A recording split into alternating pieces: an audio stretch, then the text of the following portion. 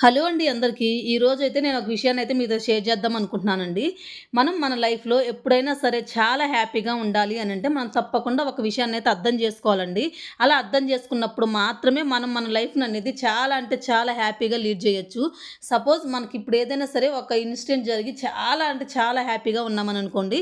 ఆ హ్యాపీనెస్ అనేది మనకి పర్మనెంట్‌గా అయితే ఉండిపోదండి. అలాగే మనకి ఏదైనా ఒక ఇన్సిడెంట్ జరిగి చాలా సాడ్‌గా, చాలా బాధగా ఉన్నామనుకోండి, ఆ బాధ గూడా మనకు పర్మనెంట్‌గా అయితే ఉండిపోదండి. ఈ సాడ్‌నెస్, హ్యాపీనెస్ ఇవన్నీ అనేది లైఫ్‌లో ఈ అప్ అండ్ డౌన్స్ అనేవి జరుగుతూనే ఉంటాయండి. సాడ్‌నెస్ అయినా, ఈ హ్యాపీనెస్ అయినా ఏది శాశ్వతం కాదు. మెయిన్‌గా మనకు మన లైఫ్‌లో వచ్చేటటువంటి సాడ్‌నెస్ అయినా, హ్యాపీనెస్ అయినా ఏది పర్మనెంట్ కాదు, ఏది శాశ్వతం కాదు అని మనం తెలుసుకున్నప్పుడు మాత్రమే ఎలాంటి సిట్యుయేషన్స్ వచ్చినా సరే, మనం మన లైఫ్‌ననేది చాలా అంటే చాలా హ్యాపీగా అయితే లీడ్ చేయగలమండి. ఈ ఒక్క విషయాన్ని ఎవరైతే అర్థం చేసుకుంటారో వాళ్ళు వాళ్ళ లైఫ్‌లో చాలా అంటే చాలా హ్యాపీగా అయితే ఉండగలుగుతారు. నా ఒపీనియన్ అయితే ఇదండి. మీ ఒపీనియన్ ఏంటి అని తప్పకుండా కామెంట్ అయితే చేయండి. అలాగే వీడియో నచ్చితే ప్లీజ్ ఒక లైక్ అండ్ సబ్స్క్రైబ్.